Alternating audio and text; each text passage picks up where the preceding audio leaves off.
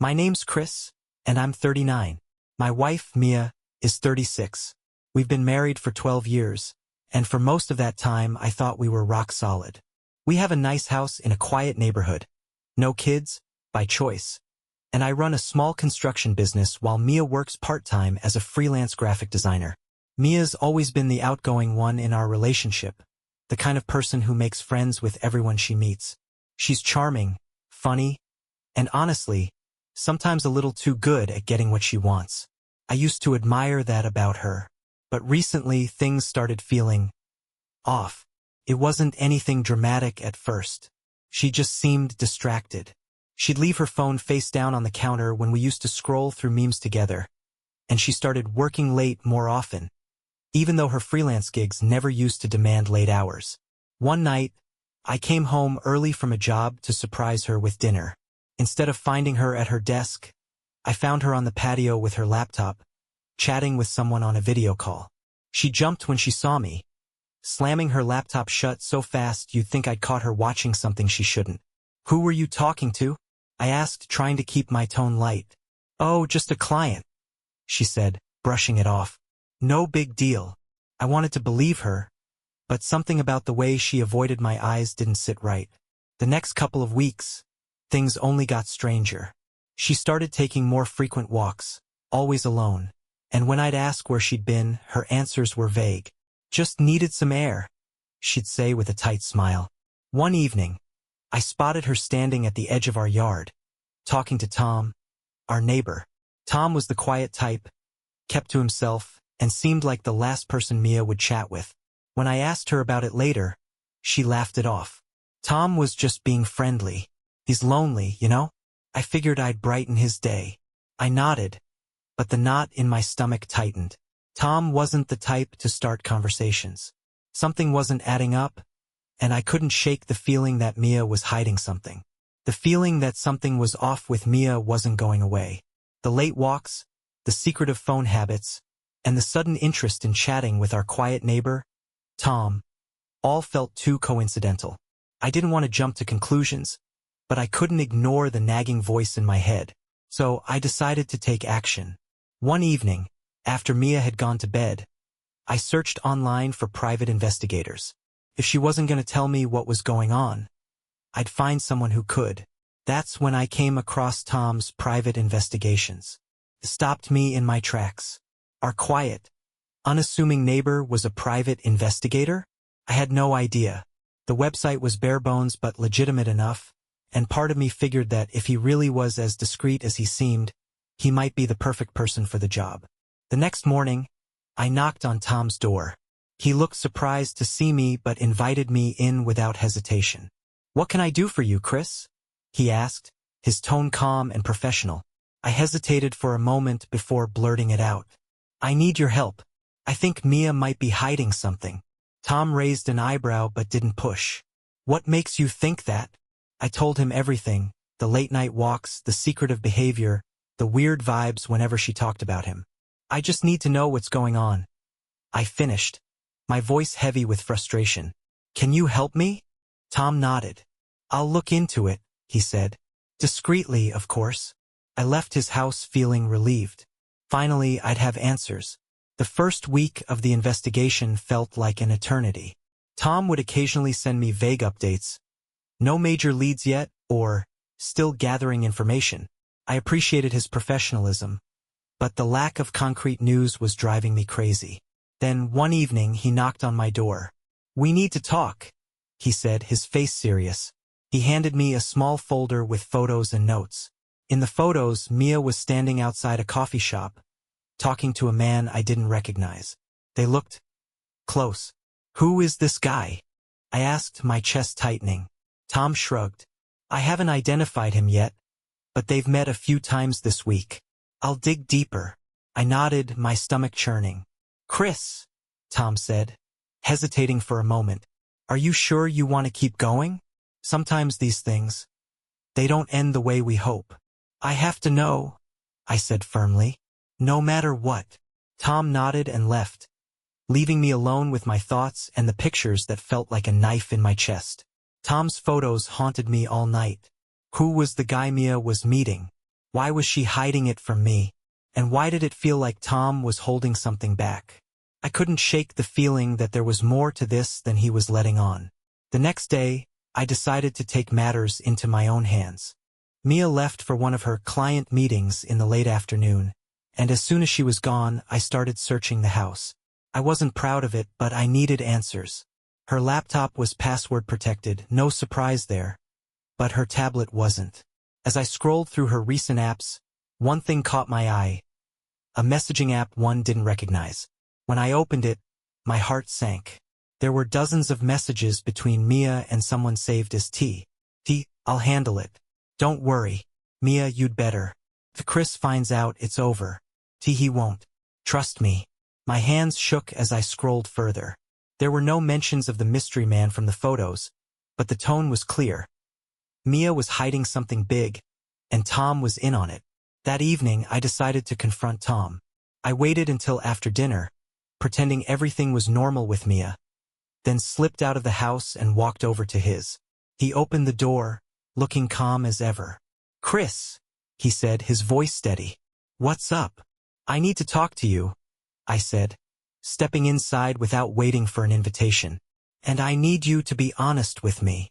Tom frowned but closed the door behind me. "What's this about?" I pulled out my phone and showed him a screenshot of the messages. "Care to explain this?"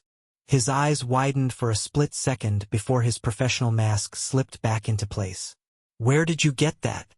"That's not the point," I snapped. "You're supposed to be helping me, Tom. Instead, you're texting my wife, telling her not to worry. What the hell is going on?" Tom sighed, running a hand through his hair. "Chris, listen. It's not what you think." "Then explain it," I said, my voice shaking with anger. He hesitated, then said, "Mia asked me to look into something.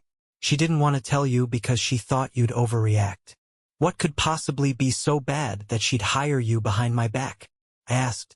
"She thought you were hiding something," he admitted reluctantly. "She asked me to dig into your business finances." My jaw dropped. "My business? Are you kidding me?" "She was convinced you were lying about money," he said, his tone calm but firm. "But Chris, I didn't find anything." I told her that, but she didn't believe me. I stared at him, my mind racing. Was this all some kind of misunderstanding? Or was there more to the story? Before I could respond, Tom's phone buzzed on the counter. He glanced at it, then quickly flipped it over. "Who was that?" I asked, my voice cold. "Just a client," he said quickly. I didn't believe him for a second. "Show me." "Chris, you're being paranoid." "Show me the damn phone, Tom," I shouted. Reluctantly, he picked up the phone and handed it to me. I unlocked the screen and saw the notification. A message from Mia. "Mia, Chris is starting to get suspicious. We need to stop." My blood ran cold. "What the hell, Tom?" I said, my voice barely above a whisper. He didn't respond. For the first time, he looked genuinely uncomfortable. "You're not just investigating her," I said, the realization hitting me like a freight train. "You're working with her, aren't you?" Tom opened his mouth to speak, but I didn't wait for an answer. I shoved the phone back into his chest and stormed out of the house, my head spinning. When I got home, Mia was sitting on the couch, scrolling through her phone like nothing was wrong. "How was your walk?" she asked, not even looking up. I stood there, staring at her, trying to piece together the betrayal. "Fine," I said finally, my voice flat. "Just fine." But inside, I was already planning my next move. That night, I barely slept. Every time I closed my eyes, I saw Tom's guilty face and Mia's nonchalant smile. The messages, the lies, the secrets. It all felt like a storm swirling in my head. By morning, my anger had turned to cold determination. Mia was hiding something, and Tom was helping her. But I wasn't going to confront her yet. Not without more proof. The next day, I called my friend Kevin, a guy who's as good with technology as he is at keeping secrets.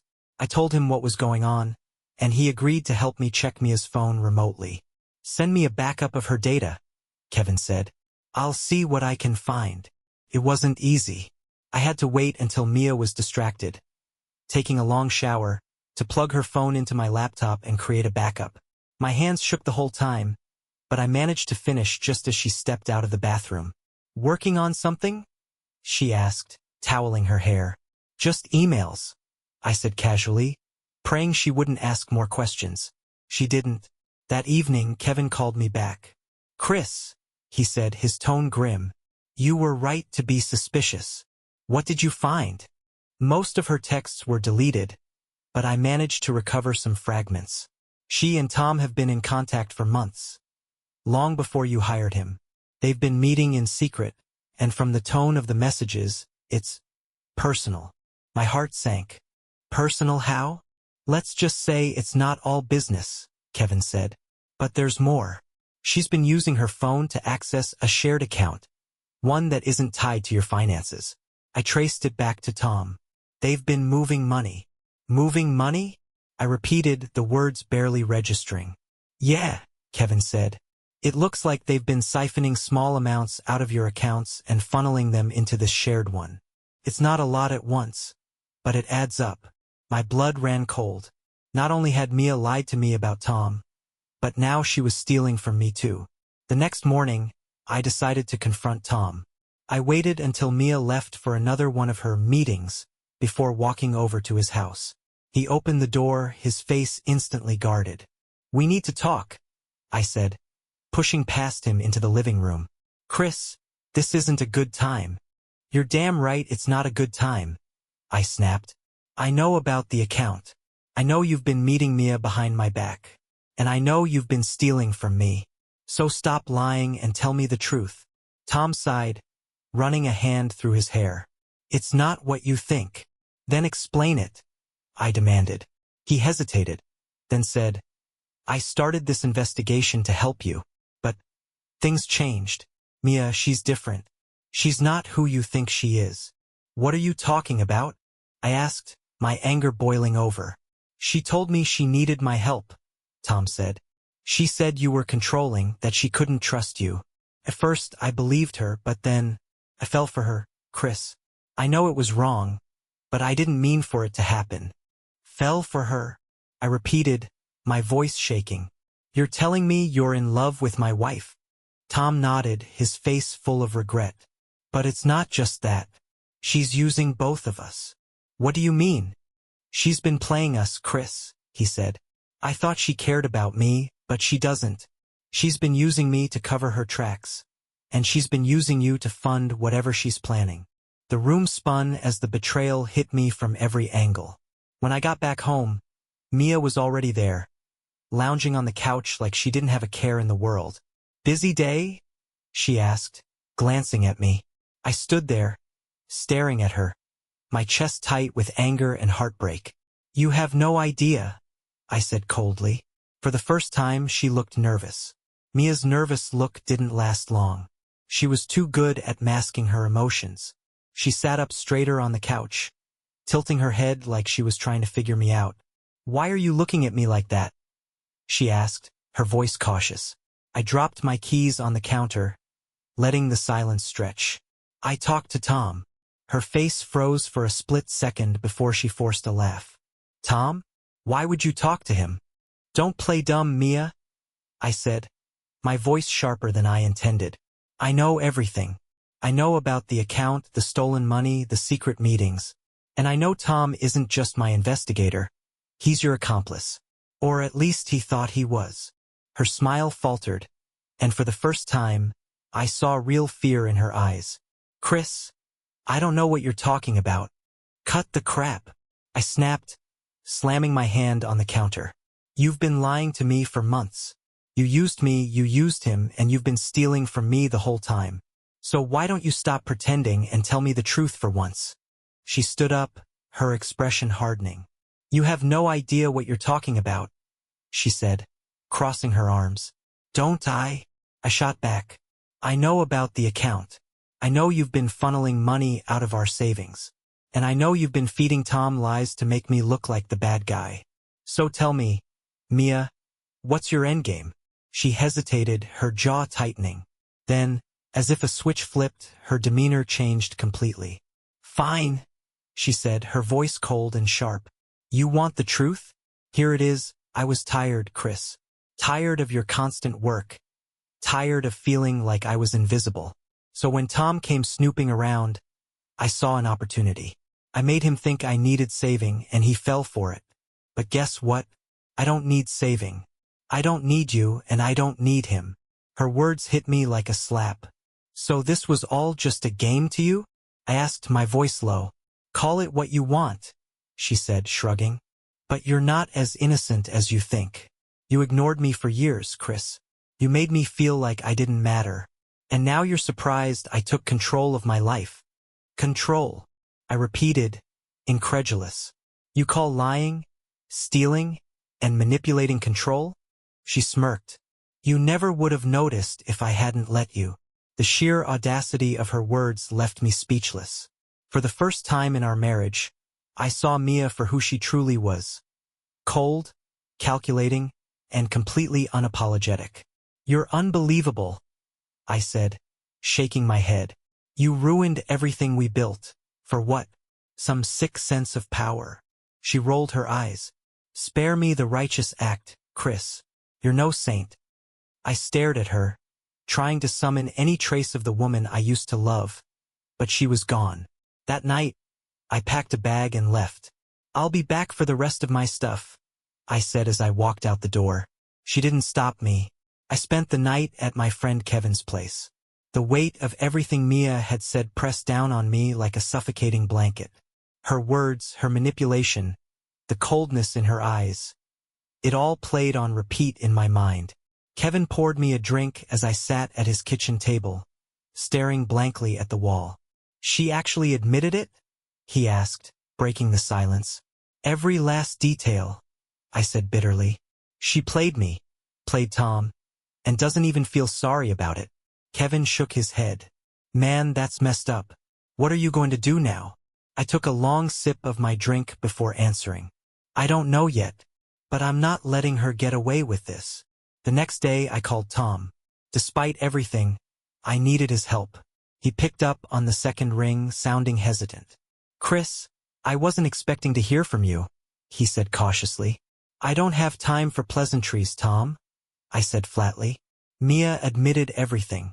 She used you just like she used me, and now I need your help to make sure she doesn't get away with it. There was a long pause on the other end. What do you want me to do? He finally asked. Help me track the money, I said. The account she's been funneling it into. If we can prove she's been stealing, I'll have the leverage I need to end this on my terms. Tom sighed. All right, Chris. I'll do what I can. While Tom worked on tracing the account, I started taking steps to protect myself. I contacted a lawyer, froze our joint accounts, and began gathering every piece of evidence I could find. The messages, the photos, the bank statements, I compiled it all into a folder, knowing I'd need it if things escalated. But Mia wasn't going to make it easy. That evening, I went back to the house to grab more of my things. Mia was sitting on the couch, scrolling through her phone like nothing had happened. Back so soon? She asked, barely glancing up. I'm not staying, I said curtly, heading toward the bedroom. Suit yourself, she said with a smirk. But you might want to rethink your next move. Her words stopped me in my tracks. What's that supposed to mean? She set her phone down and looked at me, her expression cool and confident. You think you're the only one with leverage? Don't forget, I know things about you too, Chris. Things you wouldn't want getting out. My blood ran cold. Are you threatening me? Just reminding you, she said sweetly. This isn't a game you're going to win. I stared at her, trying to gauge whether she was bluffing, but the confidence in her eyes made my stomach turn. When I left the house, my phone buzzed with a message from Tom. Tom, I've got something. Call me ASAP. The second I left the house, I called Tom. He picked up immediately, his voice tense. I traced the account, he said without preamble. Mia's been moving money into an offshore account under a fake name. What? I said, gripping the steering wheel tighter. It's not just small amounts, Chris. It's nearly half of your savings, all hidden in a shell company. She's been doing this for months, maybe longer. The account activity matches the timeline of when you first started noticing things were off. I felt like I'd been punched in the gut. Half our savings? That was money I'd worked years to build. Money we'd planned to use for our future. Can we recover it? I asked, trying to keep my voice steady. Maybe, Tom said. But it's tricky. Offshore accounts are hard to track. And if she's working with someone else, it could get messy. Someone else. The thought made my stomach churn. You think she has another accomplice? It's possible, Tom said. She's smart, Chris. She wouldn't risk doing this alone. That night, I didn't go back to Kevin's. Instead, I parked outside the house and watched from the shadows, hoping to catch a glimpse of who Mia might be working with. Around 9 p.m., a car pulled up. It wasn't anyone I recognized, but the man who stepped out looked sharp, dark suit, confident stride, the kind of guy who didn't belong in our quiet neighborhood. I watched as he walked up to the door and knocked. Mia answered almost immediately, her face lighting up in a way that made my blood boil. They talked for a moment before she ushered him inside. The next morning, I confronted her. Who was the guy at the house last night? I asked as soon as she answered the door. Her eyes flickered, but she recovered quickly. What are you talking about? Don't play dumb, Mia, I said, stepping inside. I saw him. Who is he? She smirked, crossing her arms. You've really been keeping tabs on me, haven't you? That's cute. Mia, I said, my voice low and cold. If you don't tell me the truth, I'll make sure the authorities find out about the offshore account. Her smirk faltered, but only slightly. Fine, she said, rolling her eyes. He's a lawyer. I needed some legal advice. Legal advice? I repeated, incredulous. For what? For when you inevitably try to screw me over in the divorce, she said, her tone dripping with venom. The audacity of her words left me momentarily speechless. So, this is your plan? I said finally. To bleed me dry and then leave? She shrugged. You're the one who started digging, Chris. Maybe you should have just let things be. I stared at her, my anger boiling over. You've ruined everything, Mia. But you're not going to get away with it. Her laughter followed me as I walked out the door. That afternoon, Tom called with another update. I think I know who the guy is, he said. His name's James Carter. He's a high-profile divorce lawyer who specializes in helping clients hide assets. Of course, I muttered. But here's the thing, Tom continued. James Carter has been flagged for shady dealings in the past. If we can prove Mia's working with him to hide money, we might be able to flip this in your favor. It wasn't much, but it was a start. The revelation about James Carter was the spark I needed. If Mia thought she could outmaneuver me, she was about to learn she'd underestimated me. I met with my lawyer, Emily, the next morning, laying out everything Tom and I had uncovered. The offshore account, the stolen money, the connection to James Carter, it was all on the table. This is serious, Emily said, flipping through the documents. If we play this right, we can not only protect your assets but also turn this whole situation against her. What's the plan? I asked. We'll need to document every step she takes from here on out, Emily said. If Carter's as shady as Tom says, we can use his involvement to raise suspicions about the money. And if we can connect the offshore account directly to Mia, we'll have the leverage to force a settlement in your favor. That night, I returned to the house, acting calmer than I felt. Mia greeted me with her usual smugness, as if she'd already won. Changed your mind about staying? She asked, sipping a glass of wine. No, I said, forcing a smile. Just thought we should talk. Maybe find a way to handle this without tearing each other apart. Her eyes narrowed slightly, but she didn't argue. I'm listening. We sat down in the living room, and I let her ramble about how she deserved a fair share and how I'd been too controlling. I didn't argue or push back. I just nodded, all while discreetly recording every word. The next day, I gave the recording to Emily and Tom. This is gold, Emily said. She's all but admitted to planning this for months. Meanwhile, Tom kept digging into James Carter. By the end of the week, he'd found the smoking gun, a series of encrypted emails between Mia and Carter, discussing how to safeguard the offshore account in case of legal trouble. "This is it," Tom said, handing me the printouts. "This proves they're working together to hide assets." I stared at the documents, a mix of anger and relief washing over me. Finally, I had the upper hand. The confrontation came 2 days later. Mia was in the kitchen when I walked in, folder in hand. "We need to talk," I said, my tone sharp. She looked up, instantly wary. "What now?" I dropped the folder on the table. "This. Care to explain?" She flipped it open, her face going pale as she scanned the emails and account details. "Where did you get this?" she demanded, her voice shaking. "Doesn't matter," I said. "What matters is that I know everything. The offshore account, the stolen money, your little arrangement with Carter. It's all here." She opened her mouth to respond, but I didn't let her. "You thought you could play me, Mia," I continued, my voice rising. "But now it's over. You've left a trail, and I'm not the one who's going to pay for your mess." Her expression hardened, but there was panic in her eyes. "You have no proof." I leaned in, smirking. "Oh, but I do. And so will the authorities when I hand this over." For the first time, she looked genuinely scared. Mia stared at the folder, her hands trembling slightly as she closed it. The confidence she'd wielded like a weapon for weeks was gone, replaced by panic. "What do you want, Chris?" she asked, her voice low. "I want my life back," I said coldly. "I want my money back, and I want you out of my house." She laughed bitterly, shaking her head. "You really think it's that simple?" "It can be," I said, leaning in, "if you cooperate. Otherwise, I take this to the authorities. You and Carter can explain the offshore account to the FBI." Her face twisted in anger, but she didn't argue. Instead, she grabbed the folder and stormed off to the bedroom, slamming the door behind her. Later that evening, I got a call from Emily. "Chris, we just got a break," she said, excitement in her voice. "What is it?" I asked, pacing the kitchen. "Tom intercepted an email Carter sent to Mia this morning. He's panicking.